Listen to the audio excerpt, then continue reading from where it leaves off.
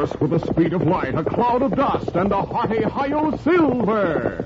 The Lone Ranger.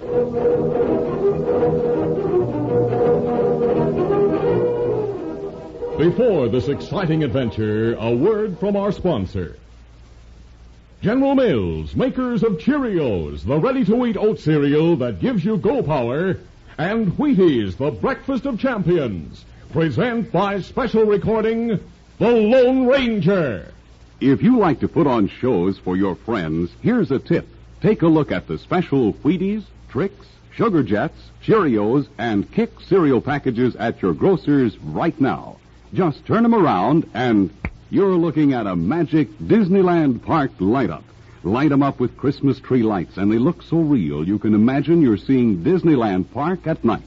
There's the rocket ship to the moon, and a special lion light-up that looks almost as real as the lions in Walt Disney's new true-life adventure Technicolor picture, The African Lion. Altogether, there are 18 different light-ups, and here's how you get them. Just look for the Mickey Mouse sign on the front of Wheaties, Cheerios, Kicks, Tricks, and Sugar Jets. The Mickey Mouse sign tells you there's a Disneyland Park light-up on the back of each package, free of extra cost. Start collecting Disneyland Park light-ups right now. Look for the Mickey Mouse sign on the front of Tricks, Sugar Jets, Kicks, Cheerios, and Wheaties.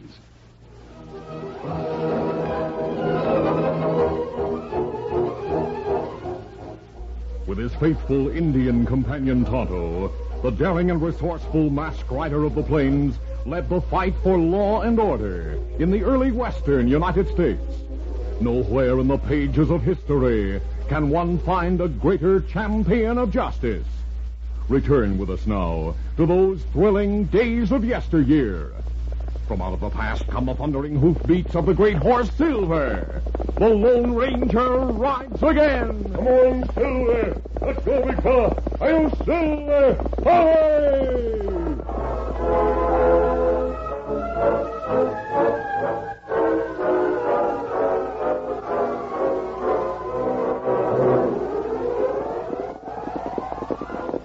The Lone Ranger and Tonto were riding through Medicine Canyon on their way to investigate rumors that Sioux Indians on a reservation were threatened by starvation.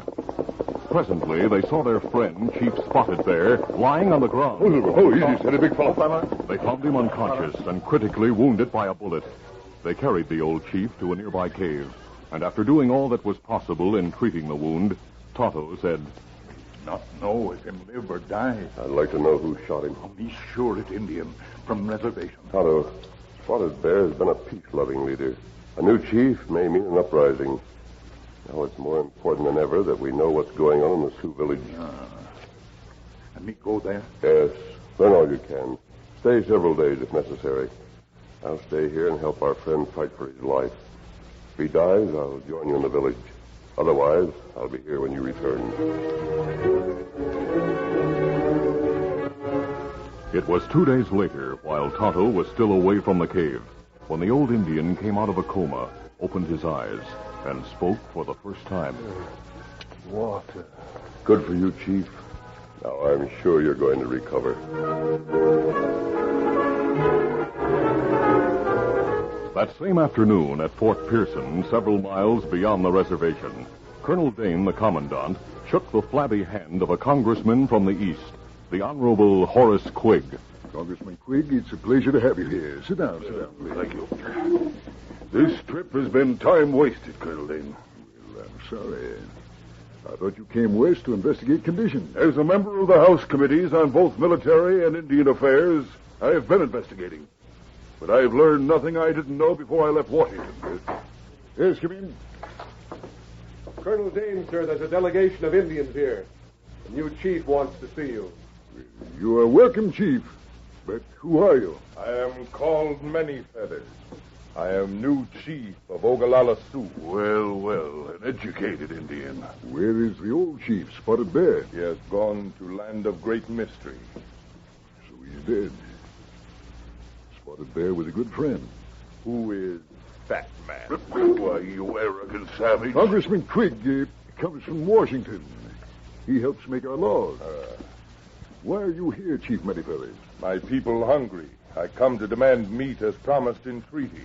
Well, I have shared Army stores with Spotted Bear, but now our own supplies are nearly exhausted. The land is fertile, the grass is tall.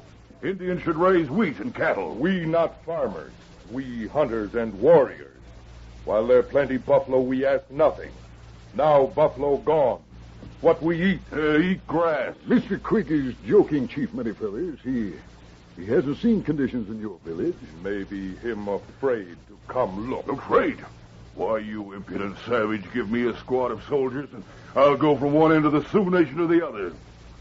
That great honor for my people. I'll visit your reservation tomorrow.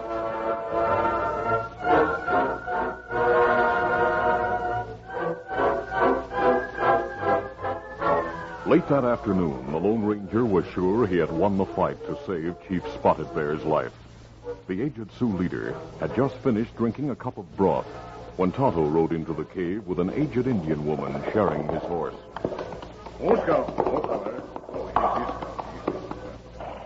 He brings Spotted Bear's wife. That's fine, Tonto. You'll be able to care for him. Tonto helped the old woman from Scout's back. Without a word, she went to Spotted Bear's side. Find her singing death song outside Sioux camp. What about the man who shot Spotted Bear? Me trail him to camp.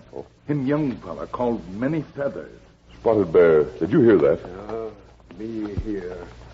Many Feathers, his son, me adopt. A son, and he shot you? Him good Sioux.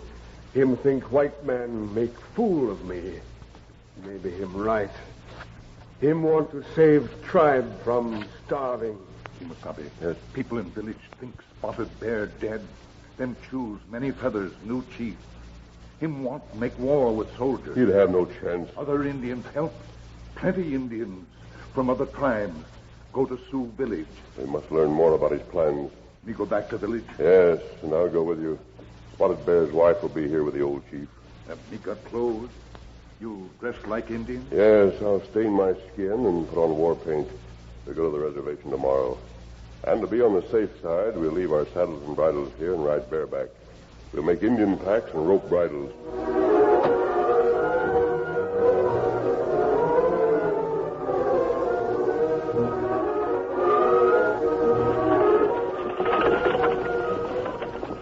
The following morning, an army ambulance accompanied by 7 cavalrymen, commanded by Corporal Mahoney, rolled across the Sioux Indians' vast reservation. Get up there. The pompous Congressman Quigg sat beside the corporal who drove the ambulance and had his horse tied to the tailgate. Suddenly, the corporal cried, The saints preserve us. I see 100 Indians, maybe 200. They're charging. Hold there. Got to get to my horse so I can fight. You take the reins, Mr. Quigg. Turn the ambulance around and head for the fort. Get around there. Get around. Get around.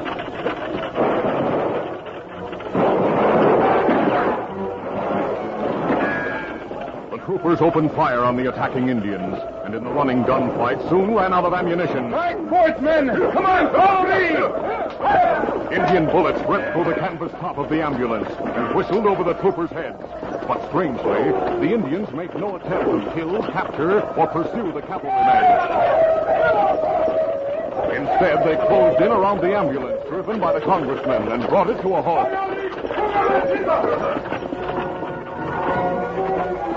In the forefront of the painted brave surrounding the ambulance, Many Feathers sat on a paint horse.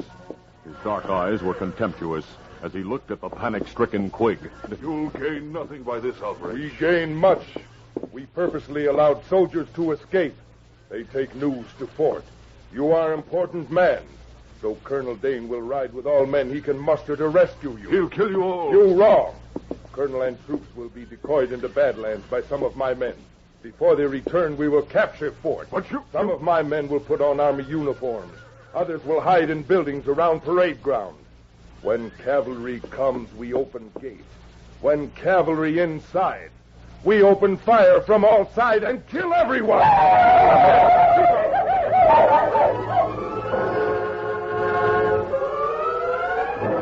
About an hour after the capture of the congressman, the Lone Ranger and Tonto, disguised as Cheyenne warriors, reached the place where the ambush had taken place. They drew rein and dismounted beside the abandoned ambulance. Easy, steady, big fella. After a short examination of the ground and the letters from the congressman's pocket, they realized that Quigg had been captured by Indians. Tonto, we'll follow the trail and try to rescue the congressman.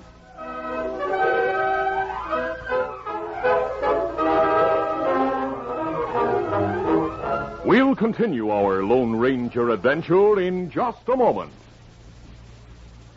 Sheriff Sam is a boy of 10. He busts right in the robber's den and gets his man because he knows he's got go power from Cheerios. Yes, he's got go power. There he goes. He's feeling his Cheerios. Cheerios. Cheerios. That's Cheerios, the cereal shaped like little letter O's. And those O's stand for oats. The good grain Cheerios is made from. Every delicious spoonful of Cheerios and milk is real muscle-building food. Each spoonful contains vitamins, minerals, and proteins your body needs. Yes, those good things in a Cheerios breakfast do good things for your body. Help you have healthy nerves, good red blood, strong bones and muscles. You can see that Cheerios is made to give you real go power. So make sure you have a Cheerios breakfast every day. Then you'll hear people say, He's feeling his Cheerios.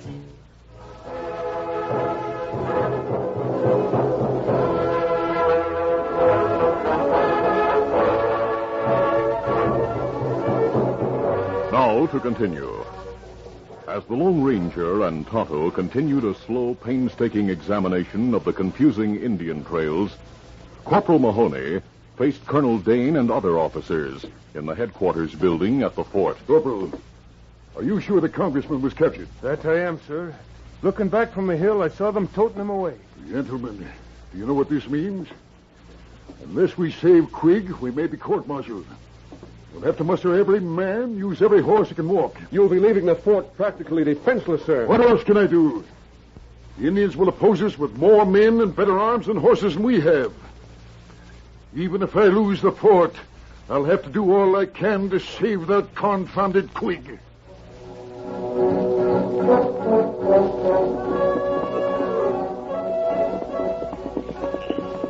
Night had fallen when the Lone Ranger and Tonto finally reached the Indian camp deep in the Badlands.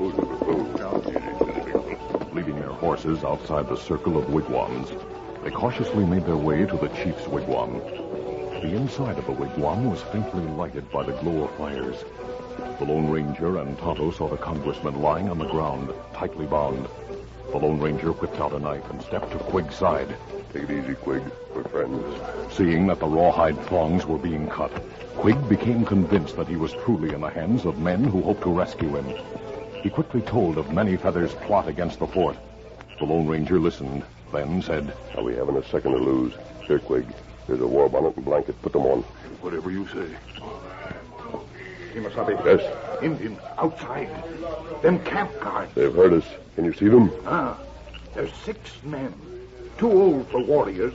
Them armed with bow, arrow, knife, tomahawk. Many Feathers probably gave all the rifles to the men who were to attack the fort. That's right. All right, I'll go first. Follow me and bring Quigg. I wish I were out of this. Here goes. Gule, Gome! The Lone Ranger's guns and a sharp command surprised the camp guards. They fell back, but held their bows ready. Then Tonto and Quigg came out. Though the congressman wore a blanket and headdress, his size and the sound of his boots told the guards that their white prisoner was being rescued.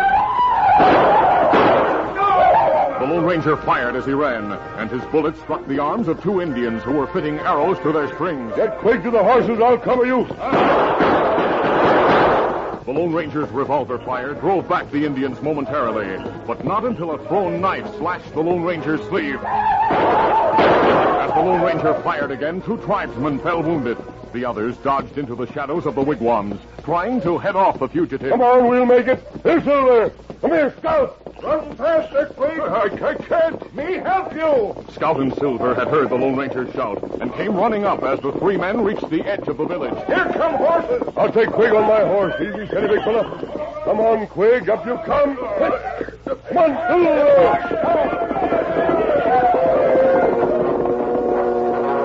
In the meantime, Colonel Dane and his men were lured many miles from the fort, only to lose track of the Indians they pursued in the Rocky Badlands.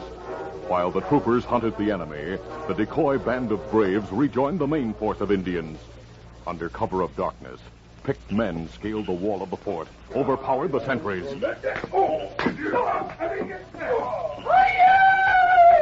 Then opened the main gate.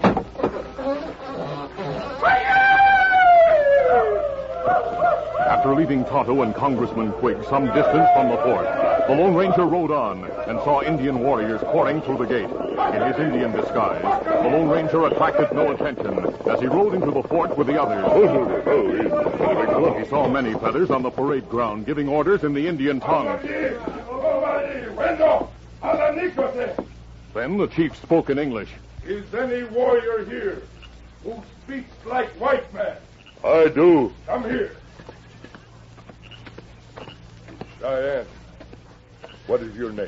I am called Chosi Wagatak, man who travels alone. Maybe you help lure soldiers into fort.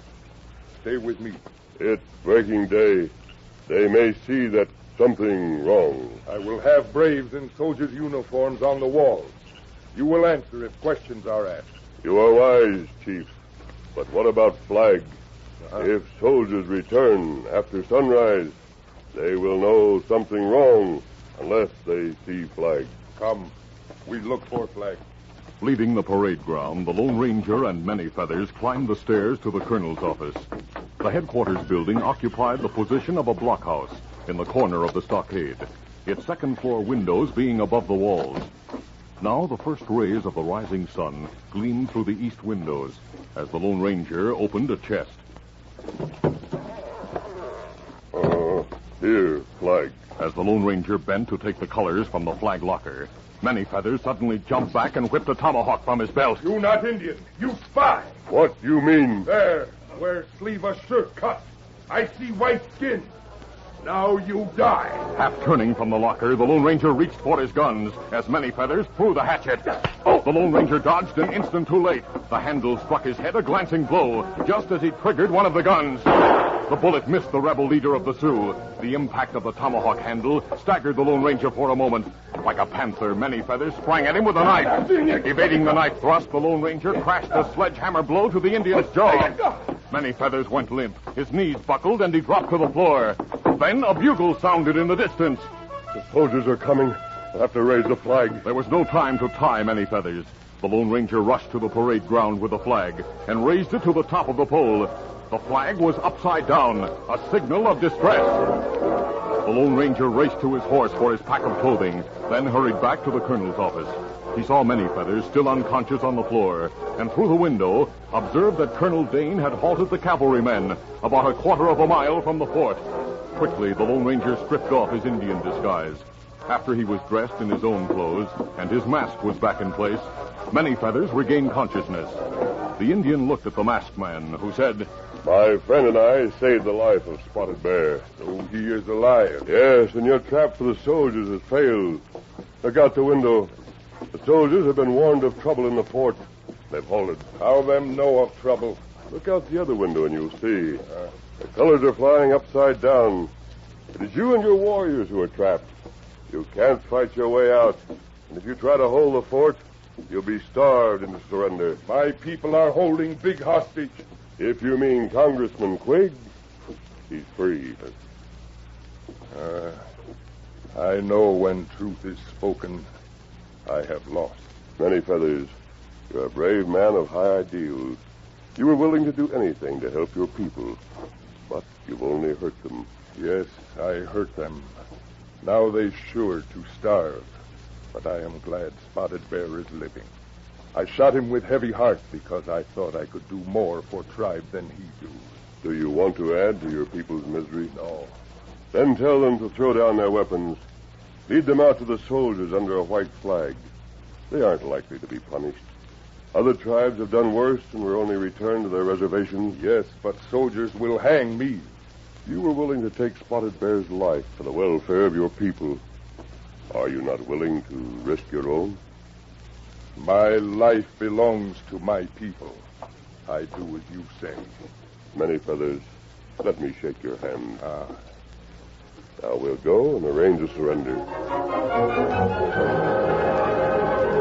An hour later, a conference was in progress in the commanding officer's office at Fort Pearson. The Lone Ranger was there with Colonel Dane, to whom he had identified himself.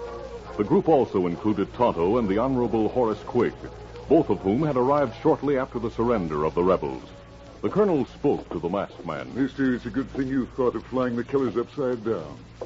Otherwise, the whole course of history in the West might have been changed today. Many feathers might become a great man. I hope the authorities don't insist on hanging him. I recommend that he be held as a prisoner of war. What do you think, Congressman Quigg? He's a promising young man. He taught me a valuable lesson by showing me the need of fair treatment of the Indians. I bear him no ill will. Good for you. After he pays for his rebellious conduct, I'll try to get him a job in the Bureau of Indian Affairs. Colonel, what are you going to do with the other Indians who took part in the outbreak? I'll return them to the reservation as soon as Chief Spotted Bear is able to return. He'll be well enough to go home in a few days. Colonel, those Indians need food. I know that from first-hand observation. Have you any suggestions, Congressman? Yes. Share what food you have with them. I'll see that more supplies are forthcoming. Good. And draw up a list of recommendations for improving the military establishments, giving better treatment to the Indians. I'll present them to Congress and use all my influence to see that they're put into effect. That's fine, sir. Although we're through here, we'll return to the cave. Oh, wait. Yes? You saved my life. What's more important, you did the nation a great service. Isn't there something we can do for you in return? What did you say about the nation? I said you've done the nation a great service. That statement, sir, is the greatest reward a man can receive. Adios. Goodbye, Colonel Dane. Goodbye, sir. Colonel, I shall eulogize the masked man in the halls of Congress. Who is he? He's a man for whom no word of praise is expressive enough, sir. He's the Lone Ranger.